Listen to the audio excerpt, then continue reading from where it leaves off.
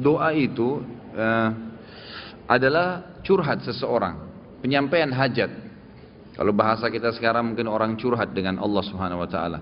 Ada kultum saya khusus kalimat curhatlah dengan Tuhanmu, itu dari YouTube. Itu kalau antum dengar sekitar mungkin 10-12 menit. Saya banyak titik beratkan masalah itu.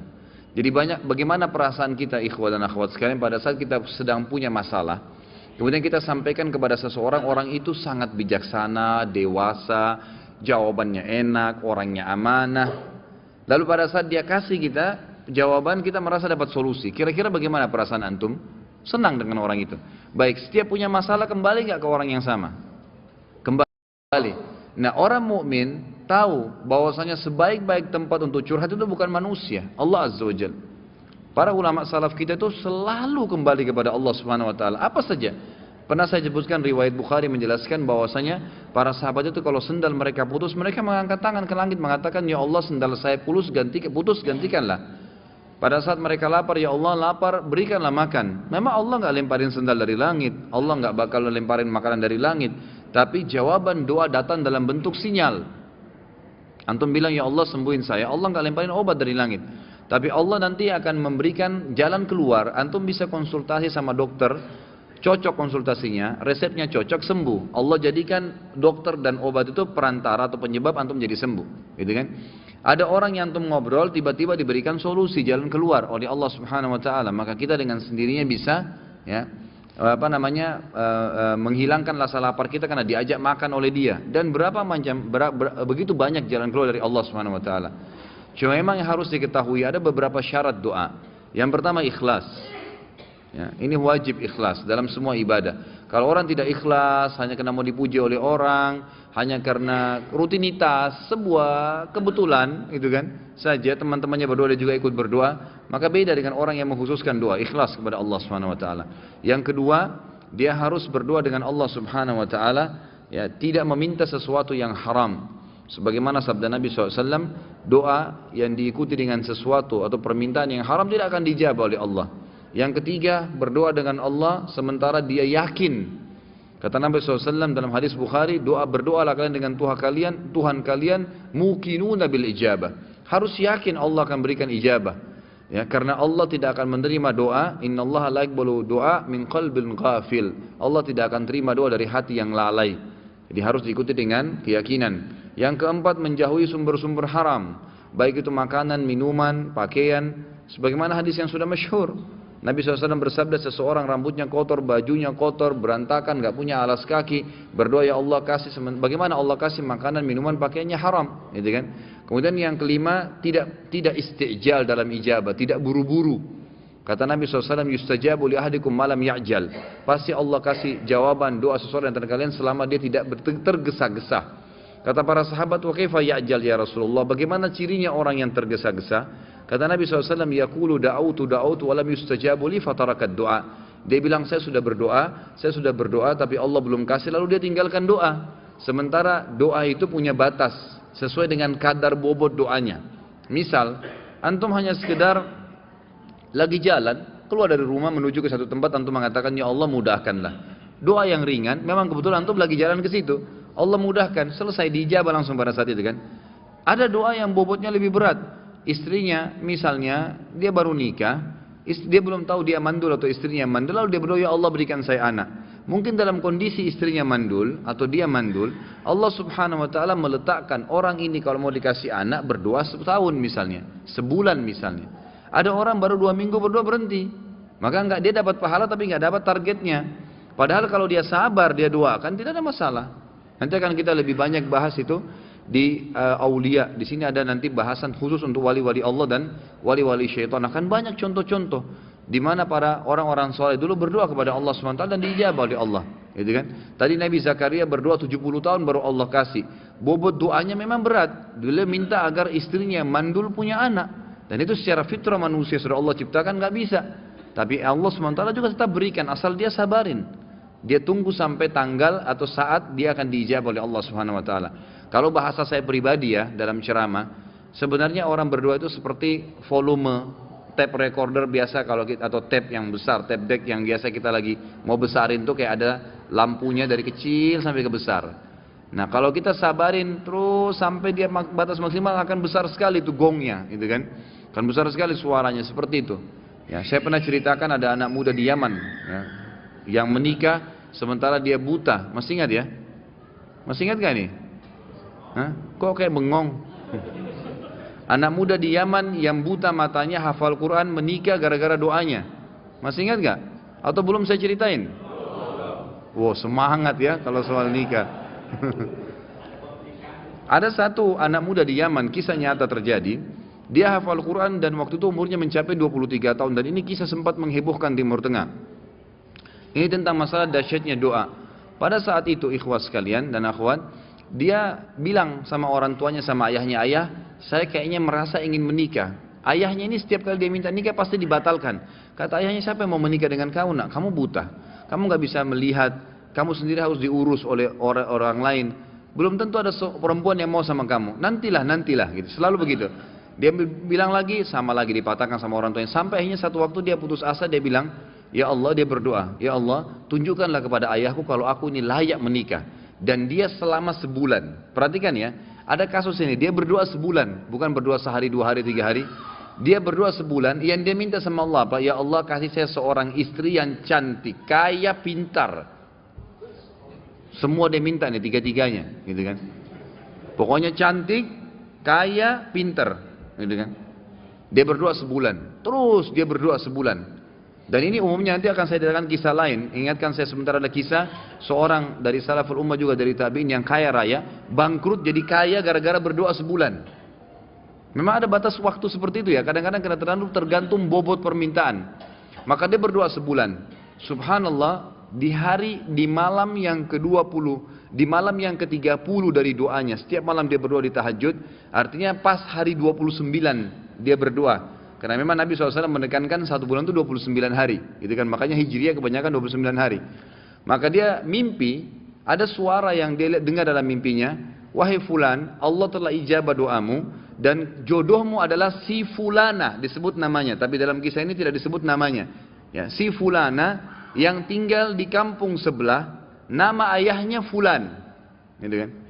Dia bangun, besok dia ketemu sama ayahnya, dia bilang, ayah, di kampung sebelah ini ada namanya kampung ini enggak? Ini di Yaman terjadi ya. Ayahnya bilang ada.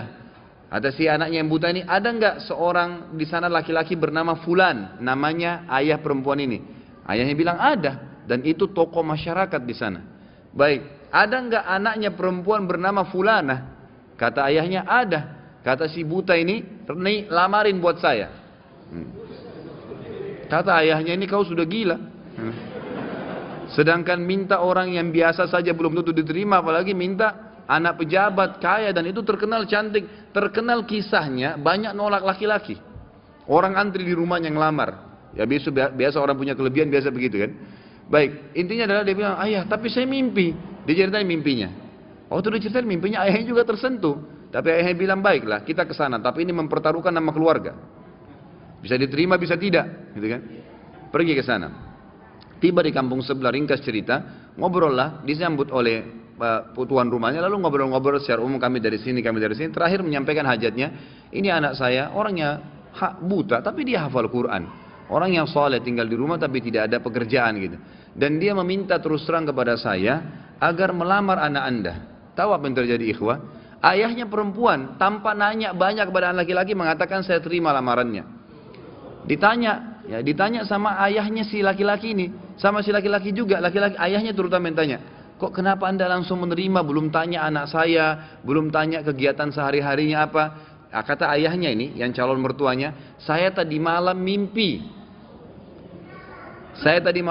mendengarkan suara bahwasanya besok akan datang seseorang bernama fulan dari kampung sebelah, buta matanya, hafal Quran, terima lamarannya. Mimpi nih, kan itu. Tapi sebulan berdoa, antum baru 2 minggu sudah kempes, gitu. Makanya nggak dapat, gitu kan. Kemudian kata ayahnya, saya terima lamarannya, tapi saya belum bicara sama anak perempuan saya. Ini luar biasa kisahnya. Dia bilang, saya tanya dulu anak perempuan saya, kalau dia terima alhamdulillah, kalau enggak berarti tidak. Saya mohon maaf. Dia masuk ke dalam bicara sama anaknya. Oh, ini cerita ayah perempuan bicara sama anak perempuannya. Dia bilang, nah ada orang dari kampung sebelah, orang baik, dipuji-puji dulu. hafal Quran, tapi buta matanya. Ingin melamar kamu, nak. Namanya si Fulan. Kaget si ayahnya perempuan, satu perempuan bilang, saya terima lamarannya ayah. Selama ini nolak terus ini. Orang datang bolak-balik yang sudah gagah, yang sudah kaya, yang pintar ditolak semua. Anak perempuan tidak mau. Langsung kata ayahnya, kok bisa? Kau belum lihat dia, nak? Dia buta. Dia bilang, enggak ayah. Tadi malam saya mimpi bahwasanya besok akan datang jodohmu laki-laki bernama Fulan dari kampung sebelah, matanya buta, tapi hafal Quran, terima lamarannya, dia akan membahagiakan kamu. Caranya Allah subhanahu wa ta'ala. Kisah yang lain seorang salaful ummah dari tabi'in yang masyhur, tapi ini mohon maaf saya tidak terlintas namanya sekarang. Yang jelas beliau kaya raya, seorang ulama, alim besar, gitu kan, dan kaya raya. Tiba-tiba Allah coba bangkrut. Kafilah dia, karavan dia yang pergi berdagang, itu dirampok oleh orang. Habis semua dagangannya. Zaman dulu begitu ya. Sama kalau kita misalnya order satu barang, sama kontainer tenggelam di lautan atau dirampok, kita sudah nggak tahu, modal semua di situ, habis gitu. Maka yang terjadi ikhwah-ikhwat sekalian, orang ini akhirnya dalam kisah ini dikatakan setiap hari pindah-pindah masjid, minta-minta sama orang. Ini orang kaya raya, nggak ada lagi kehidupannya, dia gimana? Cuma minta diberikan makanan, dia makan. Gitu. Berjalanlah 2 bulan dari kejadian kasus dia ini. Satu waktu dia masuk di masjid Jami' di Baghdad. Pada saat dia masuk di masjid Jami' itu, dia temukan di pinggiran masjid di belakang ada orang-orang miskin yang baru terima bingkisan-bingkisan. Dan mereka saling memuji orang yang bantu itu. Dia pun datang mengatakan, setelah berikan salam, kalian dapat dari mana nih bantuan? Kata mereka serentak, itu tuh yang duduk di depan tuh, dekat mihrab. Itu orang yang duduk, yang kamu lihat sana tinggal sendirian. Memang habis sholat sudah bubar, tinggal orang itu sendirian. Kalau kau punya hajat, sampaikan sama dia tidak pernah nolak hajat orang. Kata orang soleh ini diceritakan dan dirinya, saya pun datang mendekati orang tersebut, atau saya dekat, saya temukan orang itu sedang mengangkat tangannya, sambil menangis kepada Allah, sambil berkata, ya Allah berkahi, ya Allah tambahin, ya Allah mudahin, terus begitu. Lalu tiba-tiba dia bilang, saya seperti disiramin hati saya dengan keimanan oleh Allah subhanahu wa ta'ala. Saya bilang, orang kaya ini pun yang banyak bantu orang, minta kepada siapa? Kepada Allah. Ngapain saya minta sama dia? Setelah itu dia bilang, saya berdoa selama sebulan. Ini dia sendiri cerita. Selama sebulan saya berdoa non-stop, maka Allah mengembalikan semua kekayaan saya, bahkan lebih daripada sebelumnya. Jadi memang dalam doa ikhwas ada rate-nya, gitu kan? Jangan 1-2 hari berhenti, tidak boleh istijal. Sabar, nikmatin prosesnya, gitu kan? Allah tuh maha dengar, maha tahu, dan Allah akan memberikan pada saat, dan pada saat antum sabar sampai titik klimaks daripada doa itu, maksimal titiknya, maka Allah akan berikan luar biasa, gitu kan? Ada cobaan datang, ada doa yang antum sampaikan, belum diijabah, tetap saja, terus berdoa. Nabi Zakaria tadi tidak pernah putus asa, 70 tahun berdoa. Nabi Ayub 20 tahun, ya, beliau diberikan nikmat segala macam, anaknya 12. Laki-laki semua, istrinya cantik sempurna, dia gagah, raja, nabi, dan kaya raya, gitu kan? 20 tahun nikmat hidupnya. Tahun 21 dia menikah umur 30 tahun, istrinya 20 tahun, dia 30 tahun. 20 tahun nikmat, berarti umur Nabi Ayub berapa? 50 tahun, gitu kan? Waktu itu umurnya 30 tahun menikah, 20 tahun penuh dengan nikmat. Semua ada, anaknya 12, laki-laki semua kuat-kuat. Kebun kurmanya, peternakannya semua subur. Jadi raja, nabi dan orang terkaya di kaumnya. Sampai umur 50 tahun, istrinya 40 tahun. Setelah itu cobaannya Allah datang. Dalam 3 hari semuanya habis. 3 hari saja. Hari pertama di umur 51 tahunnya, Allah SWT datangkan penyakit kusta buat dia. Sehingga menular. Dan tidak ada orang yang berani dekat dengan dia sampai kaumnya tinggalkan. Semua yang tinggal cuma istrinya. Rumahnya pun yang bagus tadinya, terpaksa dia jual, diganti dengan gubuk biasa, karena hari kedua, Allah subhanahu wa ta'ala coba Nabi Ayub alaihissalam dengan mendatangkan hama dan badai, semua perkebunan kurmanya hancur, semua peternakan kambing, sapi, untanya mati. Hari kedua, ribuan ekor, habis semua. Maka terpaksa untuk menghidupi dirinya dijual rumahnya, maka dia tinggal di gubuk biasa. Dari raja, nabi, kaya raya, ditinggalkan oleh orang-orang yang sedang didakwain kaumnya, kemudian juga seluruh hartanya habis. Dan hari ketiga, Allah datangkan cobaan yang paling berat dalam hidup beliau, ya, alaihi salatu wassalam, itu 12 anak laki-lakinya mati 1 hari. Semua mati seketika, tanpa sebab. 12 anak laki-laki sempurna, sehat, mati semua. Nabi Ayub alaihissalam tidak mengeluh 1 kalimat pun. Tidak ada keluar mulutnya, ya Allah kenapa, nggak ada. Subhanallah, kita baru banjir sedikit sudah 1 kampung semua tahu, 1 dunia tahu Indonesia banjir. Ini tidak mengeluh sedikit pun. Satu kalimat pun tidak diucapkan sama dia. Istrinya pun hidup sama dia sampai 18 tahun. Setelah 18 tahun, istrinya bilang, wahai Nabi Allah, mintalah kepada Allah agar Allah ya tidak usah mengembalikan anak kita, nggak usah memberikan harta. Anda sembuh aja deh, biar Anda bisa berdakwah. Saya tetap sabar kok. Dalam kehidupan begini pun tidak apa-apa. Apa kata Nabi Ayub kepada istrinya? Berapa tahun dulu Allah coba kita? Kata istrinya berapa? 20 tahun. Berapa tahun sekarang? Berapa tahun dulu kita nikmat? Kata istrinya 20 tahun. Berapa tahun sekarang Allah coba? 18 tahun. Kata Nabi Ayub, saya masih malu minta sama Allah. Tunggu. Setelah 20 tahun cobaannya, seimbang dengan nikmat yang Allah kasih, barulah Nabi Ayub mengatakan, Rabbi anni massaniyad dur, ya Allah engkau telah timpakan penyakit padaku. Lalu apa permintaannya? Nabi Ayub bilang, ya Allah berimbang nih 20 tahun sampai 20 tahun? Tidak. Nabi Ayub mengatakan, wa anta arhamur rahimin, dan kau zat yang maha penyayang. Artinya, mau kau sembuhin silahkan, nggak mau juga nggak apa-apa. Tapi kata ulama, karena Nabi Ayub di sini sabar sampai titik terakhir, klimaks ini yang saya katakan cobaannya, dan dia berdoa sampai sabar sampai titik terakhir, yang terjadi adalah Allah kembalikan semua. Fakashafna ma bihi min dur wa atainahu wa ahlahu wa mislahum ma'ah. Ini jawabannya. Allah subhanahu wa ta'ala dalam 3 hari kemarin menghilangkan 20 tahun semua nikmat yang ada padanya. Kesehatannya hilang, hartanya hilang, gitu kan, kebun dan peternakannya, anaknya semua mati. Allah kembalikan setelah 20 tahun dia bersabar, sama berimbang. 3 hari juga. Hari pertama Allah angkat penyakitnya. Langsung sembuh dari kusta. Gitu kan? Sembuh dan badannya kata ulama lebih sehat daripada dulu waktu dia masih sebelum dikena penyakit. Ya bahkan lebih muda 15 tahun. Kemudian hari kedua, karena kaumnya sudah tersebar beritanya Nabi Ayub sudah sembuh nih, gitu kan?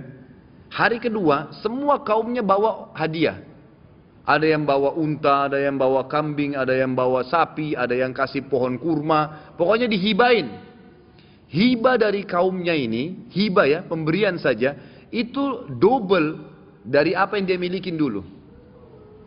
Allah kasih tanpa bekerja nih, dibalas langsung. Menjadi lebih kaya 2 kali lipat daripada sebelumnya. Dan hari ketiga, Allah SWT beritakan berita gembira, istrinya hamil. Setiap tahun melahirkan anak kembar dan memiliki 24 anak laki-laki. Diambil 12 sama Allah, dikasih berapa? Double. Sabar, nikmatin prosesnya. Masa antum dikasih kesehatan sama Allah 365 hari setahun? Setelah setahun dicoba seminggu flu. Wallah luar biasa keluhannya. Kalau mau bicara masalah keadilan, mestinya sakitnya berapa lama? Setahun juga. Mana baru seminggu sudah mengeluh. Semuanya orang tahu, diam, gak usah mengeluh. Allah SWT maha tahu. Ikhwas sekalian, kalau ada cobaan sedang datang dan antum sabarin, antum nikmatin, itu pahalanya gak bisa dihitung. Perhatikan ya, bukan tidak boleh berobat. Ikhtiar boleh, berobat boleh. Tapi kalau Allah belum datangkan kesembuhan, sabar. Terima saja, nikmatin prosesnya. Ada seorang dalam hadis Bukhari, wanita datang kepada Nabi SAW mengatakan, ya Rasulullah, saya ini kena penyakit ayan. Setiap kali kambuh, saya tergeletak di jalanan, badan saya terbuka, minta kepada aurat saya terbuka, minta kepada Allah saya disembuhin. Apa jawaban Nabi? Pertama kata Nabi apa? Tawaran pertama, kalau kau sabar, biarin aja padamu itu. Sambil kau ikhtiar berobat, kau pasti masuk surga.